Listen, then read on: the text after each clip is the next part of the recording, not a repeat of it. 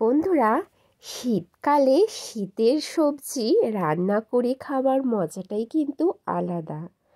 তো বন্ধুরা দেখো, আজকের আমি তোমাদের সাথে শেয়ার করতে চলে এসেছি শীতকালের খুব পরিচিত একটা সবজি শিম আলু বড়ি দিয়ে নিরামিষ একটা রেসিপি, খেতে খুব সুন্দর লাগে।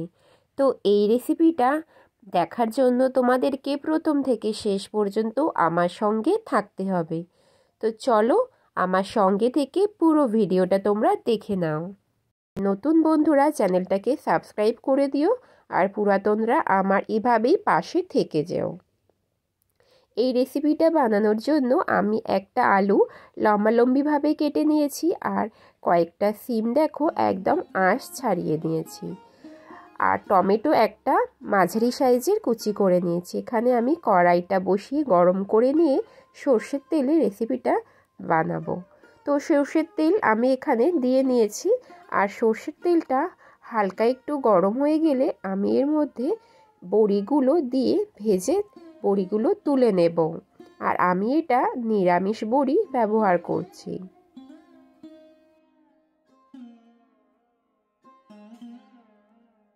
বড়িগুলো ভালো করে ফ্রাই করা হয়ে গেছে, এখন আমি তুলে নিচ্ছি একটা পাত্রে। কড়াইয়ে আমি আবারও কিছুটা সর্ষের তেল দিয়ে নেব। আমি আলু আর শিমটা এখানে আগে ফ্রাই করে তুলে নেব। প্রথমে আলুটা ফ্রাই করে নেব, কিছুক্ষণ পরে শিমগুলো দিয়ে ভালো করে ফ্রাই করে নেব। হালকা একটু ফ্রাই করব বন্ধুরা। শিম বেশি ভাজা হয়ে গেলে টেস্ট কিন্তু ভালো লাগবে না, তো সেই কারণে হালকাভাবে আলু আর শিমটাকে আমি একটু ভেজে নেব।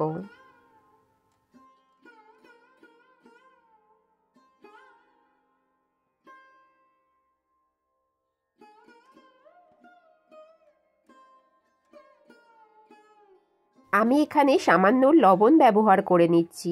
সামান্য একটু লবণ দিয়ে শিম আলুটা এইভাবে কিছুক্ষণ ধরে ভেজে নিচ্ছি। আলু শিমটা নাড়াচাড়া করতে করতে আমি একটু ঢাকনার সাহায্যে ঢাকা দিয়ে দেব, যাতে ভালো করে আলু শিমটা একটু ফ্রাই হয়। দেখো, কয়েক মিনিট পরে ফিরে এসেছি। আলু শিমটা কিন্তু খুব সুন্দর ফ্রাই হয়ে গেছে। শিম আলুটা ফ্রাই হয়ে গেছে, আমি এটা একটা পাত্রে তুলে নিচ্ছি।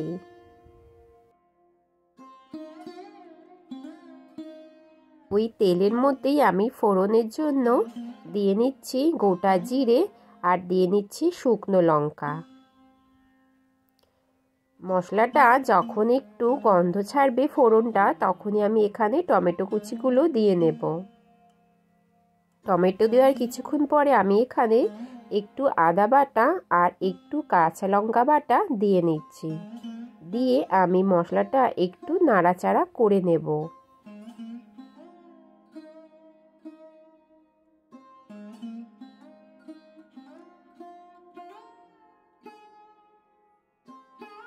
এখন আমি দিয়ে নেব স্বাদ মতো লবণ। লবণটা দিয়ে আমি কিছুক্ষণ একটু নাড়াচাড়া করে নেব। এতে কি হবে, টমেটোটা খুব ভালো করে সেদ্ধ হয়ে যাবে।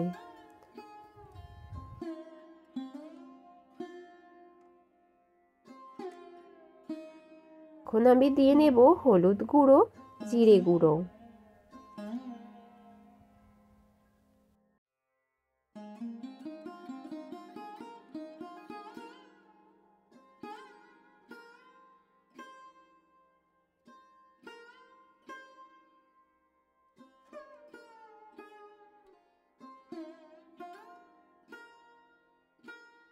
দিয়ে নেব কিছুটা পরিমাণে লাল লঙ্কার গুঁড়ো।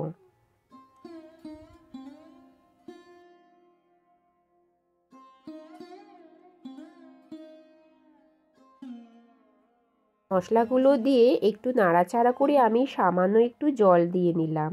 জল দিয়ে একটু এইভাবে কিছুক্ষণ নাড়াচাড়া করে একটু ফুটবে, তখন আমি শিম আর আলুগুলো যে ফ্রাই করে রেখেছিলাম সেটা এর মধ্যে দিয়ে নেব। আলু আর সিমটা দেওয়ার পরে আমি ভালো করে নাড়িয়ে চাড়িয়ে নেব, যাতে সিম আর আলুর মধ্যে ভালো করে মশলাটা লেগে থাকে আর টেস্ট কিন্তু দারুণ হয়। আর এইদিকে আমি কিছুটা কাজু বাদাম ভিজিয়ে রেখেছিলাম, এটা আমি পেস্ট করে নেব। আমি সামান্য কাজু বাদাম দিয়ে নেব বাটা, যাতে টেস্টটা আরও সুন্দর হয়। তো দেখো আমি কিন্তু কাজু বাদাম বাটা এর মধ্যে দিয়ে নিলাম। এইবার আমি কিছুক্ষণ নাড়াচাড়া করে নেব।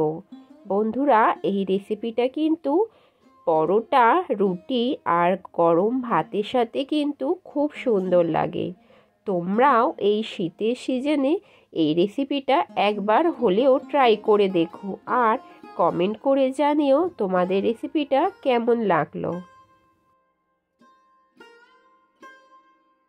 তো মশলাটা কষা হয়ে গেছে, আমি এখানে জল দিয়ে এবারে একটা ঢাকনার সাহায্যে ঢাকা দিয়ে দিলাম। কয়েক মিনিট পরে ফিরে এসেছি। দেখো বন্ধুরা, একদম সেদ্ধ হয়ে গেছে আলু আর শিম। এখন আমি এখানে কিছুটা ব্যালেন্সের জন্য মিষ্টি দিয়ে নিলাম। আমি এখানে বাতাসা ব্যবহার করলাম, তোমরা চাইলে চিনিও দিতে পারো। আর আমি বড়িটা এখন দিলাম। বড়িটা যদি তোমরা আগে থেকে দাও, বড়িটা একেবারে ঘেটে যাবে। তো তোমরা তোমাদের পছন্দ মতো বড়িটা ব্যবহার করবে। যদি মনে করো ঘাটা একদম বড়ি তোমরা পছন্দ করো, একটু আগে দিয়ে দেবে। আমি যেহেতু বড়িটা গোটা রাখবো, সেই জন্য আমি নামানোর কিছুক্ষণ আগে এই বড়িটা ব্যবহার করেছি। এখন আমি ভালো করে নাড়িয়ে চাড়িয়ে নিচ্ছি। আমি আবারও একটা ঢাকনার সাহায্যে ঢাকা দিয়ে দেব।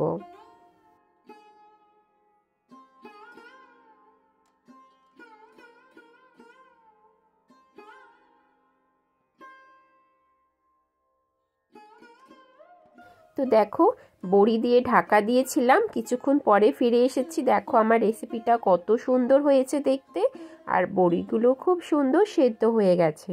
এইখানে আমি এইবারে ঘি আর গরম মশলা দিয়ে রেসিপিটা কিন্তু নামিয়ে নেব।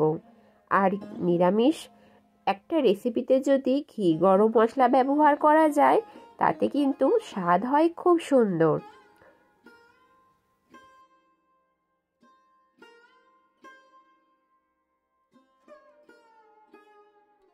আমার রেসিপিটা কিন্তু একদম রেডি হয়ে গেছে। এখন আমি একটা পাত্রে এটাকে সার্ভ করে নেব বন্ধুরা।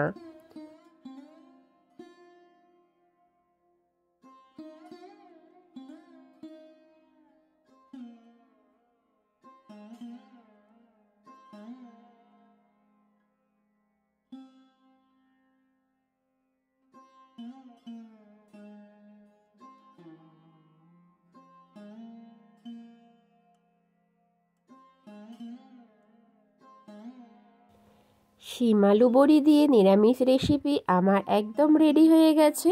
আজকের রেসিপি তোমাদের কেমন লাগলো অবশ্যই কমেন্ট করে জানাতে কেউ ভুলো না। আজকের ভিডিওটা ভালো লাগলে আমার এই ছোট্ট চ্যানেলের পাশে থেকে যেও। আজকের মতো ভিডিওটা আমি এখানেই শেষ করছি। তোমাদের সাথে দেখা হবে নেক্সট আবার কোনো ভিডিওতে। তোমরা সকলে ভালো থেকো, সুস্থ থেকো। টাটা।